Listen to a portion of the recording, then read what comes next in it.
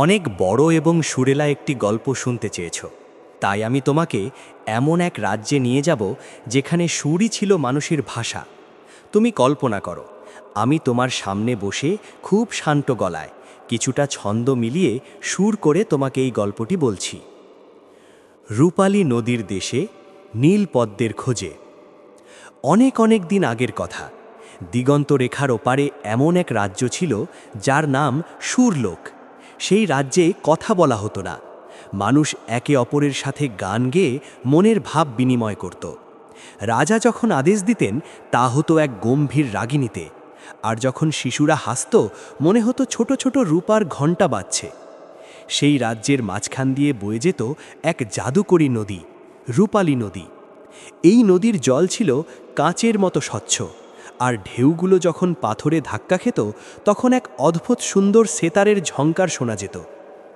এক রাজপুত্র আরিয়ানের বিষণ্ণতা। সুরলোকের রাজপুত্র আরিয়ান ছিল সেরা বাঁশিওয়ালা, কিন্তু একদিন হঠাৎ এক অভিশাপে পুরো রাজ্য নিস্তব্ধ হয়ে গেল। পাখিরা গান গাওয়া ভুলে গেল, ঝর্ণার শব্দ থেমে গেল, এমনকি মানুষের গলা দিয়েও আর কোনো সুর বেরোচ্ছিল না। চারদিকে শুধু এক ভয়ঙ্কর নিস্তব্ধতা। রাজপুত্র আরিয়ান বুঝতে পারল, রাজ্যের এই সুর ফিরিয়ে আনতে হলে তাকে যেতে হবে অন্ধকার পাহাড়ের ওপারে, যেখানে ফুটে আছে একমাত্র নীল পদ্ম। সেই পদ্মের পাপড়িতেই লুকিয়ে আছে পৃথিবীর সব হারানো সুর। 2 যাত্রাপথের বাধা। আরিয়ান তার জাদুকরী বাঁশিটি নিয়ে বেরিয়ে পড়ল।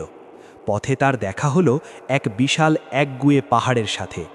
পাহাড়টা পথ ছাড়ছিল না। আরিয়ান তখন তার বাঁশিতে এক করুণ সুর তুলল। সেই সুরে পাহাড়ের কঠিন পাথরগুলো গলে গেল, জল হয়ে ঝর্ণা নামল, আর পাহাড় পথ ছেড়ে দিল। তারপর সে পৌঁছল ছায়ার অরণ্যে। সেখানে আলো পৌঁছায় না, সেখানে বাস করে এক মায়া দানব। দানবটি বলল, যদি তুমি আমাকে এমন এক সুর শোনাতে পারো যা আমি আগে কখনো শুনিনি, তবেই তোমাকে যেতে দেব। আরিয়ান তখন তার বাঁশিতে মাটির সোঁদা গন্ধের সুর বাজালো, বৃষ্টির প্রথম ফোঁটার সুর বাজালো। দানবটি আগে কখনো মাটির গান শোনেনি। সে খুশিতে কেঁদে ফেলল এবং আরিয়ানকে পথ দেখিয়ে নিয়ে গেল নীল পদ্মের কাছে। 3 নীল পদ্মের উদ্ধার। পাহাড়ের চূড়ায় এক বরফ শীতল হ্রদের মাঝে ফুটেছিল সেই নীল পদ্ম। আরিয়ান যখন পদ্মটির কাছে গেল, দেখল সেটি প্রায় শুকিয়ে গেছে। সে বুঝল পদ্মটি মানুষের ভালোবাসা আর সুরের অভাবে ম্লান হয়ে গেছে।